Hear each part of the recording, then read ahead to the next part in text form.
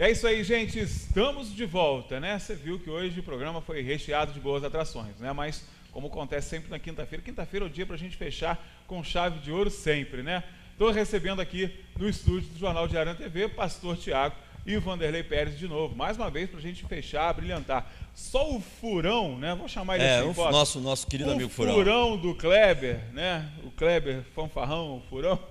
Brincadeira, Kleber, amanhã ele está aqui com a gente, tá? Amanhã ele participa amanhã, mas ele furou hoje, né? Era para ele estar aqui de novo na discussão. E a gente vai começar de novo, tradicionalmente, como a gente faz aqui na quinta-feira, com a nossa foto do dia. E olha, a foto do dia hoje é uma discussão boa, tá? É uma discussão boa. Vamos lá. Bora. Rica, bota na tela aí, por favor. Bota na tela a foto do dia separada por Vanderlei Pérez.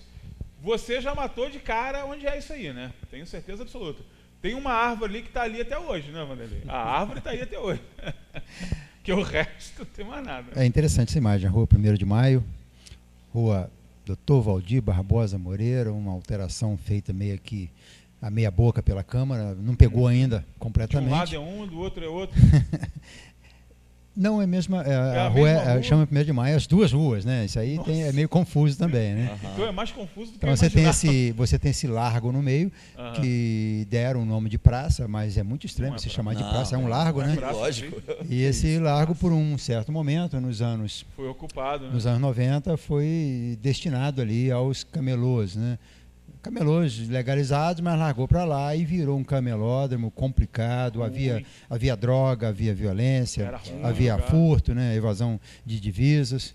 E até que em 2010 esse camelódromo foi retirado dali.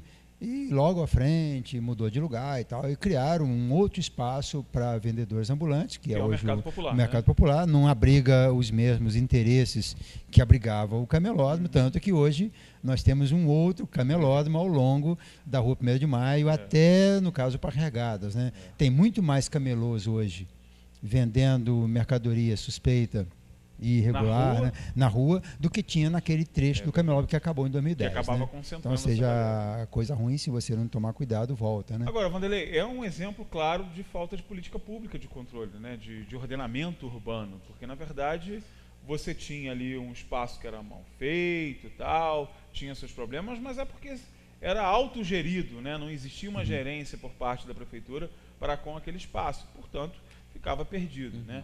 E aí você cria um outro espaço para ser gerenciado, mas não dá condições para aquelas pessoas que estavam lá de ocuparem efetivamente esse novo espaço, né? Porque o ambulante perdeu o seu espaço efetivamente. Nós temos hoje alguns problemas na cidade que são provocados pelo poder público, né? Então essa permissão, travar o fiscal, não deixar ir para a rua coibir a venda ambulante e esse risco que há, ainda mais hoje, com esse aumento do número de roubo de cargas, você tem muito mais produto barato e favorece esse tipo de comércio. Que vem dessa cadeia, de ilícito. De ilícito. Então, isso aqui é apenas uma das pontas, né? Mas nós temos em Teresópolis 2 problemas graves na cidade, que um deles é a questão da proliferação desses carros de som, que é uma coisa que irrita muito as pessoas, irrita todo mundo. Não, irrita todo mundo. Não tem e a questão dos camelôs. Mas isso aí é um desvio de atenção, né? O nosso prefeito é um mágico, então ele tem que desviar a atenção. Enquanto você estiver preocupado com o carro de som que te incomoda e com o vendedor ambulante que te incomoda muito, você não está preocupado com ele, com as coisas que ele vai fazendo aí no bastidor. Então ele vai comprando banana, vai fazendo coquetel para a saúde, com o dia da saúde, vai fazendo aquelas coisas. Então isso aí aí é preciso então que haja uma imprensa que descubra, que leia o Diário Oficial e tal, porque é muito comum. Ferida, é muito comum. A hora que você tirar o bode do meio da sala, você presta atenção que a sala não está legal, né? A sala está complicada. Você botar o bode na sala. Não, é mais um bode. E esse camelódromo é muito ruim, esse processo de venda ambulante, porque ele alimenta um processo de corrupção, né? Ele alimenta ele é a destinação do furto, né? Então nós, quando compramos alguma coisa com esse vendedor, coitadinho, está precisando trabalhar, na defumareira, nós estamos alimentando o cara que aborda um caminhoneiro com fuzil na Venda Brasil. Entendeu? Então, o cidadão também tem que participar disso. Não é apenas proteger o mercado formal. É uma forma de você contribuir. Não fomentar o crime. Não fomentar o crime. Verdade, você está financiando o crime. Então, quando um prefeito comete isso, ele devia ser levado aos tribunais para responder pelo crime dele de ser cúmplice desse tipo de comércio. Né? Esse comércio, ainda mais quando ele é fomentado. Quando você coloca o freio no fiscal da prefeitura, não deixar ele ir lá atuar, que é o que ele está se fazendo hoje. Ele faz hoje isso. Os fiscais estão orientados a não abordar esses. É verdade. E são pessoas que não são da cidade. Né? Esses camelôs que estão lidando, né, ocupando as avenidas centrais, eles não moram na Vidigueira, não moram na cidade, não. Eles são de outros lugares. E a maioria deles estão lidando com carga roubada, carga ilícita. Isso é preciso a polícia fazer ação. Tem que ter uma intervenção. E lá nos anos 2000, nós tivemos aí, na sequência da imagem, nós temos mostra justamente isso, a ação da PM aí, coibindo esse inocente, né? Camelódromo que havia. Inocente comparando com o que tem hoje. Né? Aquele discurso também das pessoas, estão tirando o direito do cidadão ganhar o seu pão de cada dia, está trabalhando honestamente. Não tá, né? Honestamente é quem paga imposto, né? Dá uma destinação correta, dá nota fiscal, isso é honesto. Isso é ser honestamente, honesto. Se ele tivesse pelo menos comprando essa mercadoria no Saara, no Rio. Pelo Saara, se é ilícito algum comércio lá, ele é um ilícito permitido pela Prefeitura do Rio, pelo Estado. Né? Agora, quando você tem quase uma certeza de que há uma ilicitude na origem dessa mercadoria chegada aqui, e é claro que porque ele está vendendo itens ali pela metade do preço do comércio formal. Não tem como se praticar esse preço. Isso é muito ruim, porque é o comércio formal que alimenta o cofre público, que alimenta a cidade. Também, né, que são mas se percebe, é um problema sistêmico, é retroalimentado, porque a gente fala que sim, o poder público tem que ser fiscalizador, essa imagem mostra isso, demonstra como a fiscalização deve ocorrer, mas a sociedade civil é a que gera e que banca isso daí. É a que compra. Porque você vai lá, vai olhar a questão do tênis, que é 200, 300 reais, aqui é 100 reais. Então, vou comprar os 100 reais, é um paralelo, o que for. Não, mas é 100 reais. E aí eu vou comprar o que for. E essa ideia sistêmica, essa ideia que a sociedade civil também fomenta, eu creio que os mecanismos de fiscalização também não vão dar conta se o problema não for um problema que deve ser gerado dentro de uma vertente educacional, que é uma vertente dentro de casa, que é uma vertente dentro do sistema que a gente tem de escola, de sistema de formação, exatamente. O sistema de formação é um sistema falido porque não se preocupa em educar pessoas para que pessoas sejam cidadãos. Se preocupa em educar pessoas para que pessoas sejam cidadãos utilitaristas, ou seja, o cara seja um cara cheio de dinheiro e que se dane se o cara é cheio de dinheiro, se é o cara cheio de posses, tudo bem. Né, eu acho que a questão é muito mais sistêmica, a questão é muito mais de âmago, é muito mais dentro do cerne da sociedade, é muito mais dentro do cerne do indivíduo. E aí eu me preocupo com a educação que a gente tem dentro de casa. Se a educação dentro de casa é uma educação gerida em fator do benefício pessoal, benefício próprio, independente de moralidade, vai acontecer um tipo de coisa como essa. Então, ou seja, os caras vêm de longe, vêm da China para cá, para poder vender. Não é daqui, como foi falado, não são dos bairros daqui, mas são fomentados, criados e subsidiados por esses caras. Então, é aquela coisa, eu coloco uma cobra dentro de casa, crio ela e um dia ela vai me picar. Porque é instintivo, ela vai fazer isso. Aliás, tem uma outra foto aí, né? O Vanderlei separou mais uma, não tem, Rica? Por favor. Tá, desse momento. Aliás, foi uma confusão, né, Vanderlei?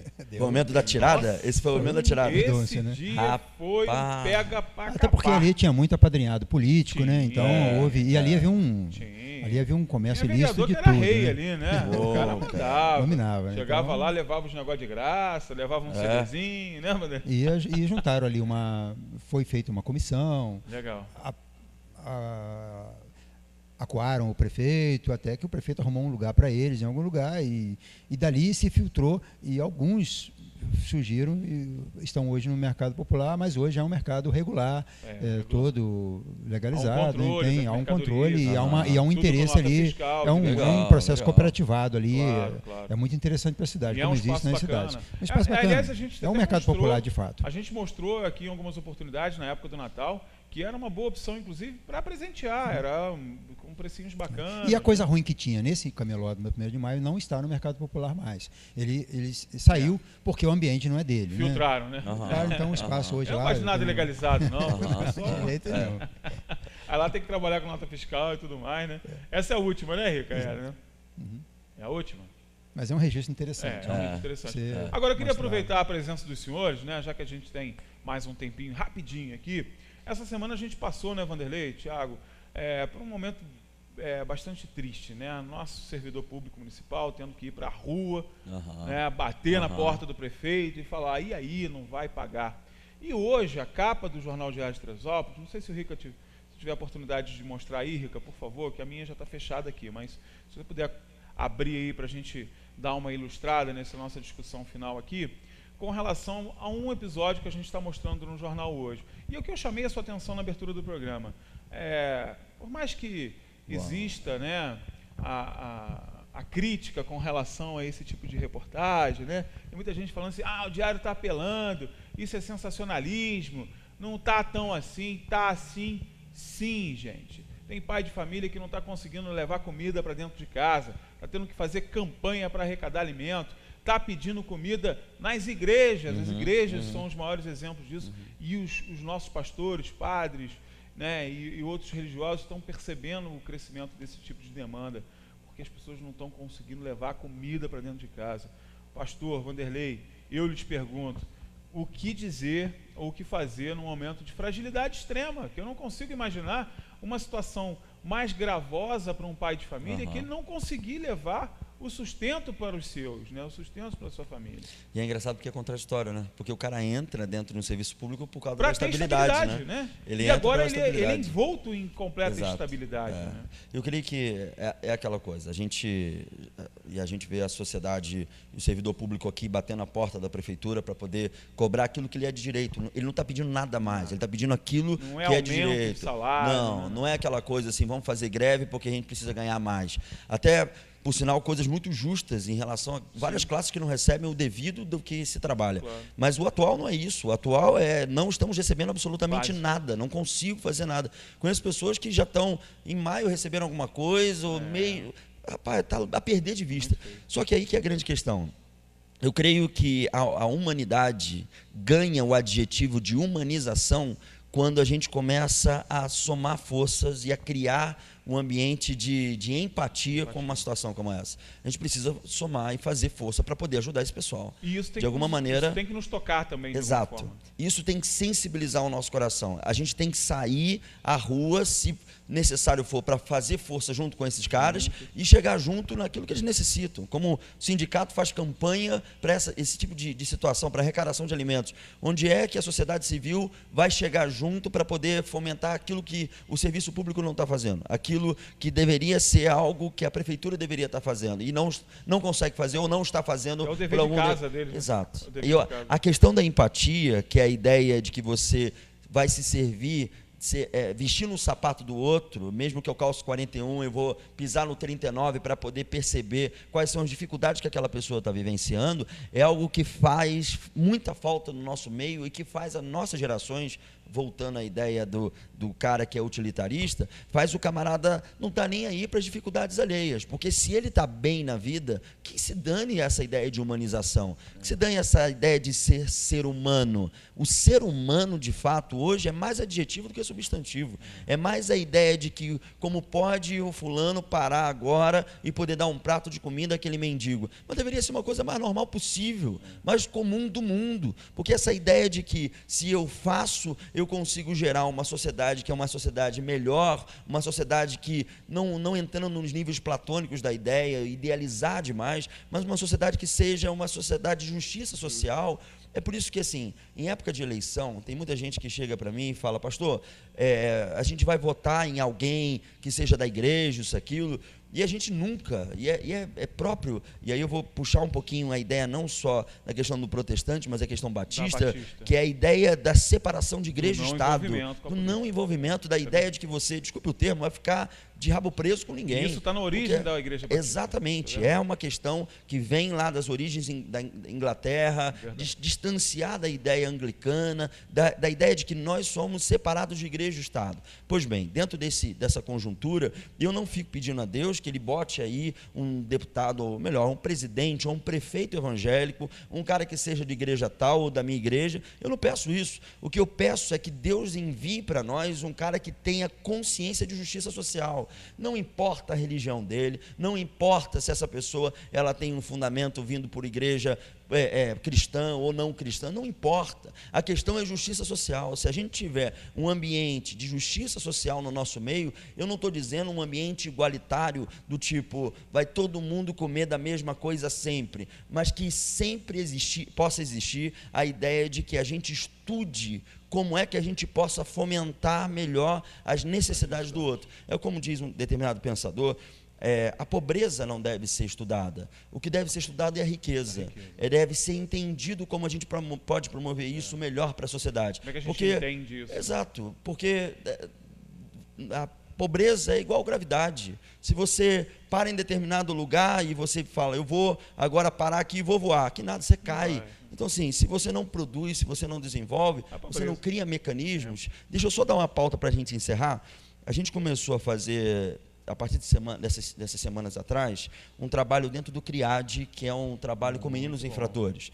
E a ideia do trabalho com o CRIAD, Vanderlei e Anderson, é o seguinte, quero mandar um grande abraço para a Marli, que abraçou a gente e fez esse pedido para a gente poder estar trabalhando junto. É trabalhar com aqueles meninos a proposta de que eles podem ter um vislumbre social diferente aqui fora na sociedade. É a questão de que a espiritualidade, ela não é uma espiritualidade que visa apenas um âmbito da vida, mas a espiritualidade tem âmbitos emocionais, profissionais, em todas as áreas. Então, o camarada que sai dali, ele tem que ter um vislumbre social diferente, porque senão ele cai no tráfico de novo. E aí a gente retroalimenta esse processo de que ele vai sair dali, talvez com uma ideia e uma proposta de que existe um outro mundo, só que quando ele chega aqui, o mundo das facilidades ou o mundo das portas fechadas em relação à providência profissional não existe, o cara procura o mundo que é o mundo das facilidades. Então, assim, pegar esse garoto, ensinar para ele informática, manutenção de computadores e tantas outras coisas que a gente quer promover, eu creio que é o tipo de coisa que, se a gente se unir como sociedade, eu não estou dizendo aqui que olha que bonitinho o que eles estão fazendo, estou dizendo que isso pode ser uma questão de pressuposto institucional. Várias instituições, ou várias pessoas que estão aí e que podem fazer diferença na sociedade civil, poderiam se levantar e dizer o seguinte, eu vou lá fazer alguma coisa, porque estão precisando, tem gente necessitada. Vanderlei, você já viu o nosso servidor público municipal desse jeito? Nós não temos um histórico recente de atraso de salários, né? E não há nem motivo para esse tipo de atraso, porque a prefeitura é uma empresa que funciona diferente da empresa privada, né? Ela tem um orçamento aprovado no ano anterior, né? Então, em 2016, quando esse prefeito que está aí assumiu a prefeitura em janeiro, ele trabalhou com o orçamento do prefeito anterior, que foi feito pelo gosto do prefeito anterior. E ele, ao longo do ano, foi executando o orçamento e chegou no mês idêntico ao nosso atual, de agosto, com os salários em dia. Afinal de contas, nós tínhamos uma eleição em outubro e o prefeito não pode passar imagem ruim para o servidor. Tanto que ele foi muito bem votado entre os servidores, que hoje ele está tripudiando. Mas hoje, nesse orçamento de 2017, é um orçamento que ele mandou para a Câmara, ele aprovou, junto com os vereadores, né? Então, ele tinha uma previsão, inclusive no orçamento prevê 50 e poucos por cento, 53%, para pagar o servidor, há esse dinheiro. E até agosto de 2017, ele já executou mais o orçamento de 2017 do que ele tinha executado em 2016, o orçamento de 2016. Ou seja, há dinheiro para pagar. Só que no momento quando ele não paga, o servidor fica na situação periclitante, uma situação que é muito mais complicada, porque o servidor, quando ele tem na carreira pública a estabilidade. E na estabilidade há uma certa comodidade. Ele tem uma certeza do salário no fim do mês. É uma coisa que não acontece muito quando você está trabalhando numa empresa convencional, né? Você vai trabalhar no mercado de trabalho, tem a questão do atraso, tem uma situação complicada, fica desempregado, pula de emprego, o servidor não tem esse problema. E aí você, quando não tem essa estabilidade, você tem uma facilidade de dar seus pulos, né? O servidor não tem essa facilidade, ele vai para o banco. Então hoje, além de, mesmo que o prefeito colocasse os salários em dia amanhã, o servidor vai ter um período aí de mais de um ano para se reorganizar financeiramente, porque ele está pendurado no banco. Exato. Só a carga de juros que ele vai pagar. É juro, é tudo, porque ele tem que comer. Ele está comendo de um dinheiro que não é dele. Né? Esse tempo todo ele está vivendo de um dinheiro imaginário. Só que quando o salário chegar, o banco come esse dinheiro todo. E os bancos hoje estão cada dia comendo. Né? A gente mostrou. Tá aí, quando recebeu chega o contra-cheque já vem descontando. O cara pingou lá R$400, perdeu 350, vai ter 30, 40 reais, porque o resto é do banco. E o banco tira o dele primeiro, né? O banco não quer saber desse negócio. Então, a vida hoje, se for feito um estudo de para onde vai o dinheiro que o prefeito está pingando na conta do servidor, certamente que mais da metade é do banco. E aí vive numa situação muito complicada. E você está desmontando a máquina, está desvalorizando o servidor. Quando um servidor que vem tocando o seu trabalho, e com certa eficiência, ele vai ser gerido, né? Ele vai ter como chefe um apaniguado político, uma pessoa incompetente, você vai só afastando o bom servidor. E hoje você tem muitos servidores, aqueles servidores da safra de 70, 80, já se aposentaram. Os outros que tiveram eles como espelho estão se aposentando. Não está se formando uma máquina nova. A máquina que tem hoje é ruim, pela forma como ela foi construída, e não se constrói uma máquina nova. Então, até mesmo o próximo prefeito vai ter que fazer uma revisão dessa máquina para transformar, qualificar, capacitar esse novo servidor. Né? Capacitar esse servidor existente hoje, que ele está mal capacitado e mal prestigiado e tal, e ainda preparar uma máquina futura. A gente está falando de uma máquina que presta os serviços mais essenciais que a gente precisa, né? Desde a saúde, a educação, o serviço público, a área do turismo, a área da cultura, todas as áreas que a prefeitura atende, né? E que ela hoje é mal atendida e ela é mal paga, né? E além de mal paga, nem sendo paga está. Então é muito complicado, é muito mais grave do que parece. Então, quando a gente vê uma campanha dessa, é necessário sim a interferência da sociedade, é necessário que as instituições, as entidades se comovam com essa questão do servidor. O servidor efetivamente nosso. É uma situação muito grave. Um negócio que eu tenho falado sempre aqui, né? Infelizmente, não é um problema apenas de uma classe, é um problema de uma cidade inteira. É a maior classe salariada do município. Toda a cadeia produtiva do município está comprometida por conta dessa incompetência generalizada que o Vanderlei falou muito bem. Senhores, muito obrigado pela participação de vocês. Esperamos que na semana que vem nós tenhamos assuntos mais agradáveis, né, para falar aqui. Não têm sido agradáveis os assuntos, mas infelizmente o problema é nosso. Tem matéria aí? O que é isso, Rica? Fala para mim. Soberbo. Bota aí então para eu ver aí o que é isso aí. Bota aí. Vamos ver antes da gente terminar. É o russo, Ei, né? rapaz, olha aí, esse aí é o famoso russo, né, pastor? Pastor Tiago vem de Petrópolis. Esse é o nosso russo lá também. O Petrópolis eles não falam muito russo não, mas fala também, né? Russo é coisa de Teresopolitano, né? Aliás, o pessoal... Uma herança migratória. O pessoal do esporte, né? E do esporte nacional, internacional, quando veio cobrir a seleção brasileira aqui, eles brincaram até com isso, né? Que chegaram para ele, isso aí é o russo. E os caras ficaram procurando o proveniente da Rússia lá, né? Cadê o natural da Rússia? Cadê o cidadão? Não é cidadão nenhum. Eu cheguei a ser consultado por um jornalista do Correio Brasileiro que foi queria saber a origem dessa palavra origem russa, disso, né? Então eu tive que fazer uma pesquisa, passar informação para ele de como surgiu o nosso russo. Então, vamos fazer isso então. Ó, a foto do dia vai ser para explicar o russo. Boa mesmo, hein? Gostei dessa ideia. Aí depois tu passa para o Thiago também. Gostei dessa ideia. Quero isso daí. Vale um programa. A gente vai contar essa história que vale um programa inteiro, isso inclusive. Pastor, obrigado pela participação. Meu irmão. Muito obrigado. E a banda Atos vai tocar na primeira igreja? Cara, a banda Atos vai. Olha só, deixa eu só explicar uma coisa. 2 minutos, 1 minuto, não, 30 segundos. Boa. Rica, segura rapidinho aí, tá? Olha o que acontece. Eu conheci a banda Atos pregando fora aí nas igrejas e eles estavam já em 2 eventos. Aí eu conheci os caras, assim, tem que trazer esse cara, mas eu não consegui levar na igreja ainda. Por conta mesmo de agenda dos caras. Eu fui levar uma vez, aí não rolou, não tinha agenda, mas vai. Vai. Né? Segura a onda aí, vocês vão lá. A gente vai até lá cobrir. Vai. Vanderlei, até amanhã, chefe. Obrigado pela participação. E você que está em casa, né? Eu sei que você se deliciou com o programa de hoje, né? Literalmente, tivemos um grampadano maravilhoso aqui.